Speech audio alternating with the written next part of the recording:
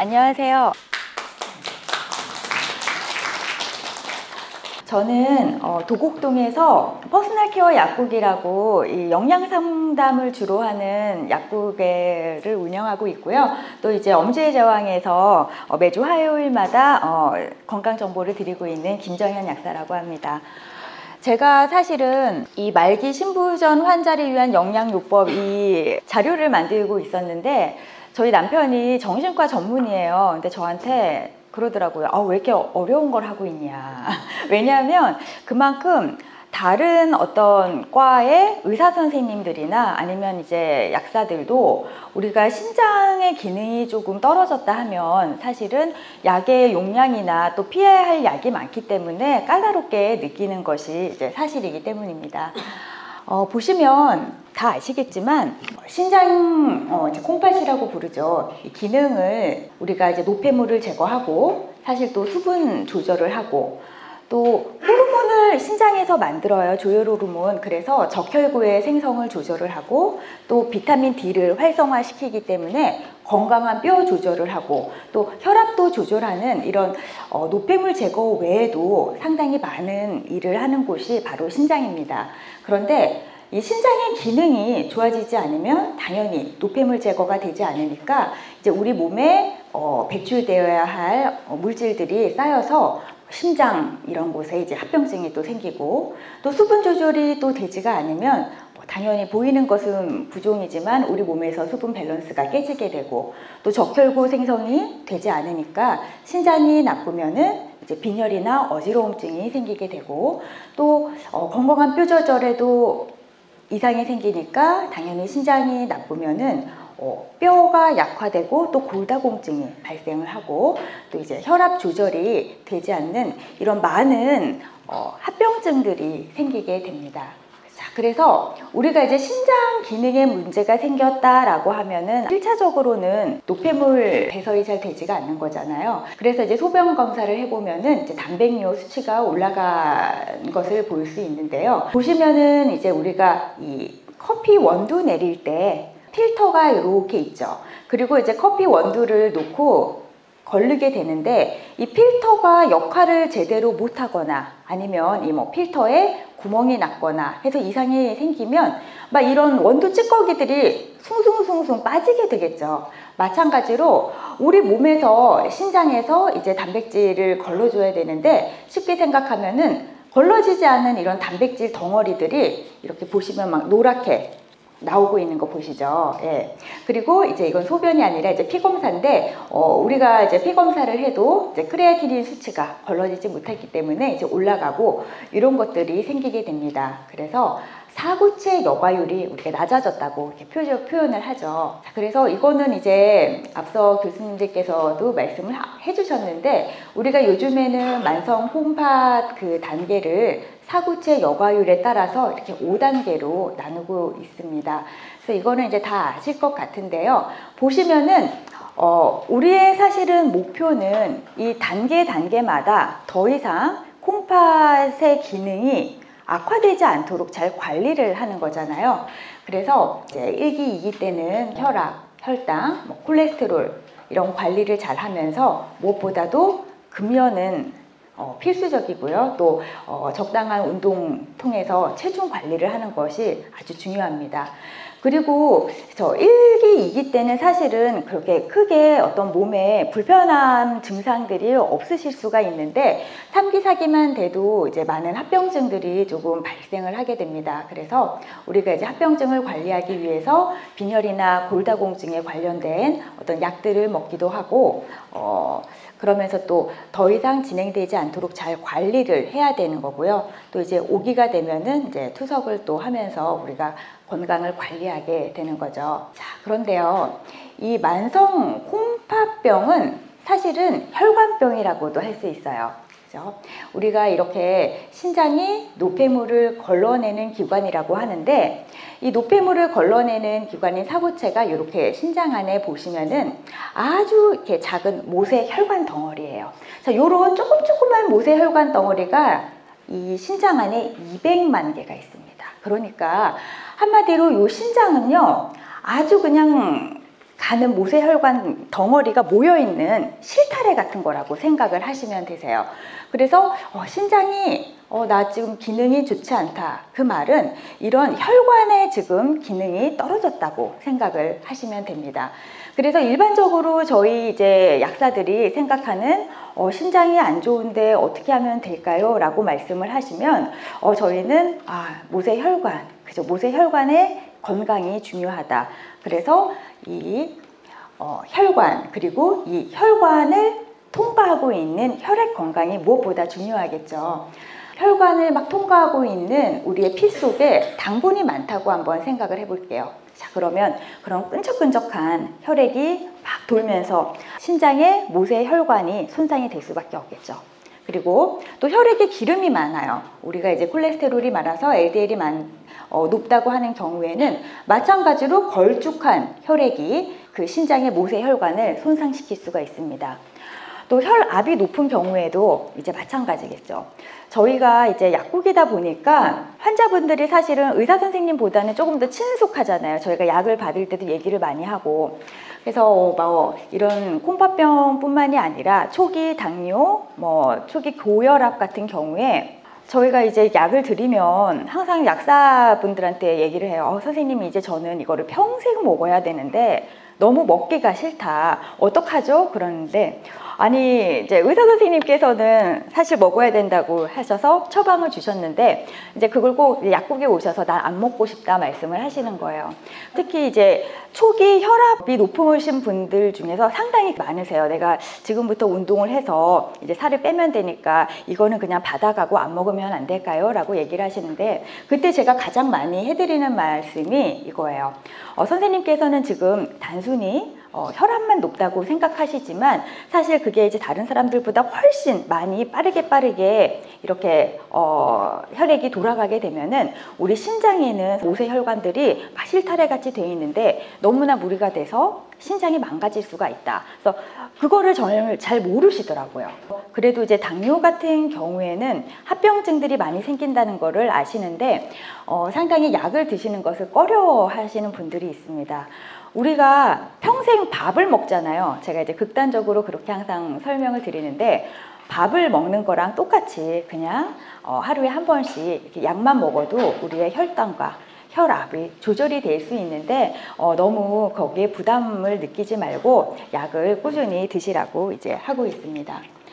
그래서 콩팥병 환자분들 같은 경우에는 우리 혈액 속에 당뇨, 그리고 고혈압, 고지혈 관리가 무엇보다도 중요합니다. 그래서 처방약이 있다면 복용을 엄격하게 하셔서 그 다음 단계로 넘어가지 않도록 하시는 게 더 중요하고 물론 이제 식이 조절은 다 잘 하고 계시리라고 생각을 합니다. 오늘 이제 많은 분들이 궁금해하시죠. 콩팥병 환자가 영양제를 먹어도 될까요? 근데 요즘에는 사실 영양제라는 게 건강을 위해서도 많이 드시지만 젊음을 유지하고 그죠? 좀 피부도 좀 좋게 하고 싶고 이런 용도로 많이 드시다 보니까 사실은 약국에서도 그런 질문이 상당히 많습니다. 내가 신장이 조금 안 좋지만 나의 친구는 이런 항산화제를 먹고 피부가 되게 좋아졌는데 나도 먹으면 안 될까요? 이런 이제 문의가 많으세요. 그래서 오늘은 좀 콩팥병 환자가 꼭 필요한 영양제 그리고 콩팥병 환자분들이라면 조금 피해야 할 영양제 그리고 주치의 선생님과 좀 상의를 해서 또 드시면 좋은 영양제 이렇게 세 가지로 구분을 해서 말씀을 드릴까 합니다. 자, 비타민과 이 미네랄이라는 것은요 우리 몸에서는 이제 만들 수가 없고 또 음식으로 조금 섭취를 해야 하는 아주 필수적인 영양소예요. 그런데 일반적인 식사를 하는 경우에는 음식으로 모두 섭취가 가능하다고 하는데 사실 우리가 건강해서 어떤 단백질이나 염분이나 당분을 제한하지 않는 사람이라고 하더라도 인스턴트 식품을 요즘은 많이 먹고 또 골고루 영양 성분을 섭취할 수 없기 때문에 사실 비타민과 미네랄 같은 영양제를 일반 분들도 많이 드시고 있습니다. 그런데 이렇게 신장 기능이 지금 조금 약화가 된 상태에서는 어떤 영양제가 필요할까를 딱 봤을 때 우리가 아무래도 제한적인 식이를 할 수밖에 없기 때문에 특정한 비타민과 미네랄이 부족할 수 있습니다. 그래서 사실 영양제로 섭취가 필요합니다. 그리고 또 투석을 하는 환자분들 같은 경우에도 이 투석을 이렇게 진행을 하면서 혈액의 그 노폐물 교환이 기계에서 이루어질 때 수용성 비타민 소실이 있을 수 있기 때문에 비타민 또 영양제가 필요합니다. 반드시 필요한 영양제를 크게 3가지를 이제 여기 적어놨는데요. 비타민 B군, 철분, 비타민 D입니다. 앞서 첫 장에서 보셔서 알겠지만 신장 기능이 나빠지면은 이 조율 기능에 문제가 있고 비타민 D 합성에 문제가 있기 때문에 이 3가지가 가장 필수적인 영양제라고 할 수 있겠는데요. 비타민은 B군이라고 했죠. 이 군이 뭐냐면은 이 그룹이에요. 비타민은 B 하나만 있는 게 아니라 B1, B2, B3 해서 쫘르르 그 그룹이 있습니다. 이 비타민 B 그룹이 하는 가장 첫 번째 기능은 우리가 음식으로 먹은 많은 성분들을 에너지로 만드는데 조효소 역할을 해요. 그래서 현대인들 지금 이제 신장 기능이 약간 약화되지 않고 지금 신장 기능이 정상인 분들 같은 경우에도 요즘 가장 인기가 많은 비타민이 바로 비타민 B군입니다. 바로 이제 음식을 에너지로 바꾸는데 사용이 되기 때문인데요. 요즘에 정말 그냥 약국에 가셔서 내가 신장 기능이 좋지 않다는 것을 말씀을 안 해주시고 비타민 B군을 찾게 되시면 상당히 고용량 비타민 B를 주세요. 이게 완전 유행이거든요. 왜냐하면 비타민 B군이라는 것은 아주 고용량을 먹게 돼도 우리 몸에서 많이 사용이 된 다음에 배설이 잘 돼요. 그렇기 때문에 우리가 이제 고용량을 주는 건데 지금 우리 신장 기능이 조금 약화된 분들 같은 경우에는 신장에서 배설을 시키는 능력이 저하가 돼 있잖아요. 그래서 비타민 B군 같은 경우에 요즘에 유행하는 고용량을 드시면 안 됩니다. 그래서 이거를 반드시 좀 기억을 해 주셔야 돼요. 그리고 이제 비타민 B가 또 B6, B12 이런 것들은 빈혈을 이제 방지까지 하기 때문에 우리가 비타민 B군의 영양제는 상당히 중요한데, 그러니까 저 같은 경우에는 이제 오셔서 그냥 신장이 조금 나쁜데 먹어도 될까요? 라고 하면 제가 신장이 얼마나 나쁘세요? 이렇게 물어보겠죠. 그리고 저는 이제 너무 주의를 하게 돼요. 저희는 신장이 일단 나쁘다고 하면은 사실은 많은 약을 안 드리려고 하는 직종군입니다. 그래서 비타민 B군 같은 경우에도 뭐 레날민이나 이렇게 아예 필요하신 경우에는 주치의 선생님들이 처방을 내주세요. 그래서 그렇게 드시는 게 사실은 더욱더 안전하다고 저는 생각을 합니다. 철분 같은 경우에 우리 콩팥병 환자분들은 합병증으로 빈혈이 심하잖아요. 이제 3기 정도가 되면은 이제 빈혈이 이제 일어날 수 있는데 이때도 마찬가지입니다. 우리가 철분제를 이렇게 경구복용 입으로 삼키는 경우도 있고 아니면은 이제 주사제로 주시는 경우도 있는데 이것 역시 이제 피 검사를 정기적으로 하시면서 이제 주치의 선생님께서 필요하다고 생각이 되시면 경구로 처방이 나오는 경우도 있고 아니면 주사제로 이렇게 해서 영양제로 보충을 하는 경우가 있습니다. 자, 비타민 D. 여기 보시면 제가 활성형 비타민 D라고 되어 있는데요. 우리가 시중에 비타민 D가 되게 많아요, 종류가. 그런데 우리가 비타민 D를 먹게 되면 처음에 간에서 한번 대사가 된 다음에 이제 신장에서 활성형 비타민으로 전환이 돼요. 그래야지만 우리 몸에서 이제 비타민 D의 역할을 할 수 있는 건데 지금 신장 기능이 좋지 않으신 분들은 비타민 D가 신장에서 활성형으로 바뀌기가 어렵습니다. 그래서 비타민 D를 이제 투여하시는 것이 상당히 좀 중요한데요.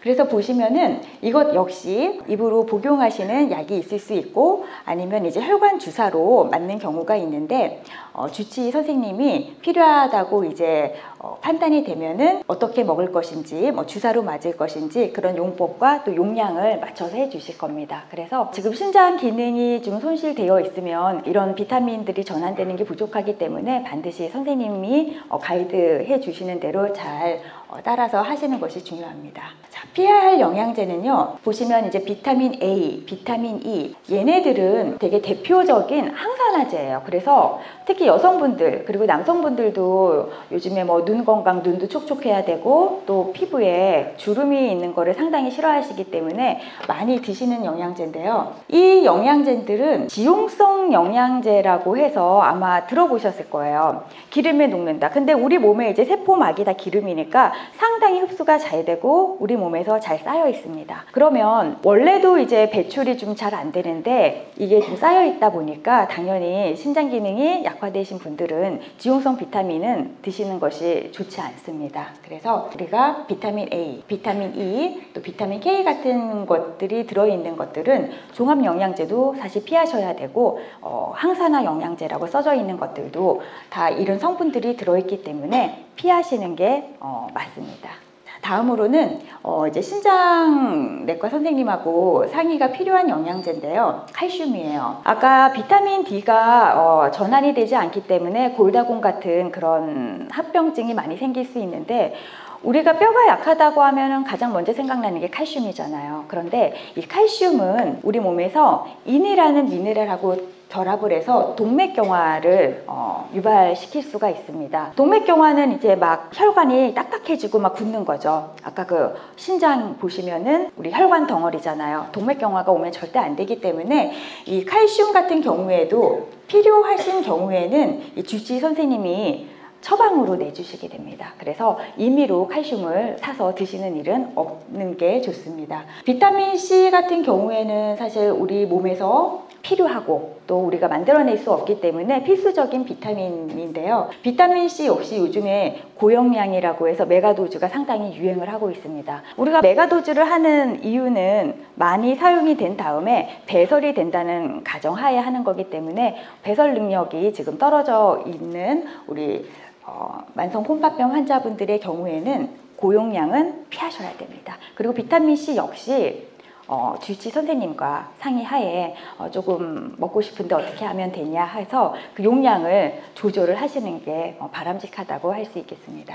제가 이제 영양제 얘기만 하다가 일반 약에 대해서 조금 말씀을 드려야겠다는 생각이 들어서 이걸 하나 준비했는데요. 사실 약국에서 저희가 가장 많이 판매하는 게 진통소염제입니다. 쉽게는 이부브루펜 같은 진통소염제부터 타이레놀에서 여러 가지가 있는데요. 우리가 살면서 두통, 근육통 이렇게 안 아플 수가 없잖아요. 그래서 일반적으로 진통소염제를 많이 사러 오시는데 특히 이제 엔세이드라고 해서 비스테로이드 진통소염제 같은 경우에는 이 약의 기전 중에서 콩팥으로 가는 혈액의 공급을 감소시킵니다. 그래서 급성 신손상을 일으킬 수도 있기 때문에 콩팥이 조금 안 좋으신 경우에는 우리가 소염작용이 조금 없더라도 타이레놀로 드시는 게 조금 더 적합하고요. 사실 이렇게 일반 약으로 사러 오시는 경우가 만성 콩팥병 같은 경우에는 저는 없으셔야 된다고 생각해요. 항상 주치의 선생님하고 어떤 미리미리 그렇죠. 그런 진통소염제도 받아 놓으셔야지 저희 이제 한테 오셔서 일반적인 약국에서 아무런 말도 없이 제가 정말 두통이 있는데 두통약 주세요. 그러면 저희는 엔세이드를 드릴 수밖에 없거든요. 그러면 상당히 위험할 수가 있기 때문에 기억하셨다가 내가 피치 못하게 정말 드셔야 될 때는 타이레놀을 일단은 드시는 거고 그 후에도 주치의 선생님하고 진통소염제에 관해서는 반드시 상의를 해보셔야 됩니다. 그리고 부득이하게 먹어야 하는 경우에는 소변량 그리고 부종 이런 것을 조금 확인을 해 보시면 좋겠고요.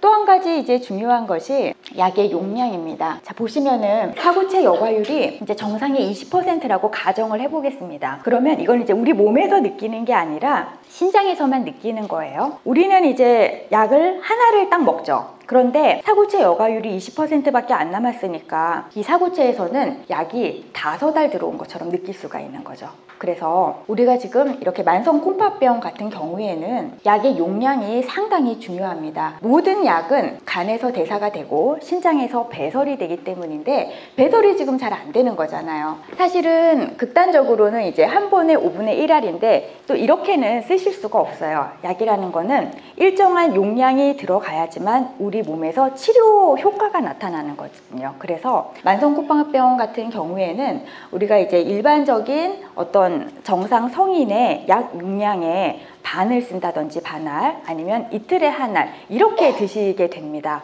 그러면 아까 영양제도 정말 마찬가지인 거예요. 우리가 영양제를 먹더라도 다른 분들보다 배설이 되지 않고 머물러 있기 때문에 우리는 저용량을 드셔야 되고 아니면은 이틀에 한 번 정도를 드셔야 되는 겁니다. 그래서 이거를 꼭 염두를 해 두셔야 되고요. 그리고 다른 과에 이제 진료를 받으실 때도 중요합니다. 특히 정형외과나 통증에 관련된 아까 진통소염제를 받을 때도 마찬가지입니다.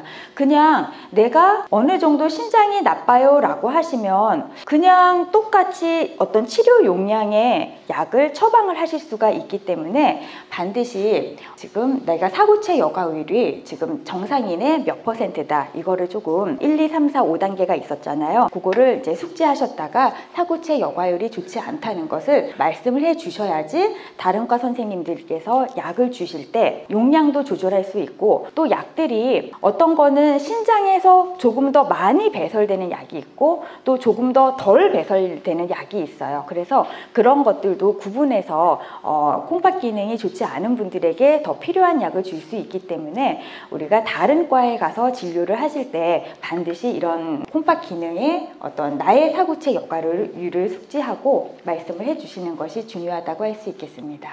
어떤 건강이든 마찬가지겠지만 우리 이제 콩팥이 지금 나쁘신 분들은 정말 끊임없는 관리가 가장 중요하다고 할 수 있겠습니다. 오늘 말씀드려 주셔서 감사합니다.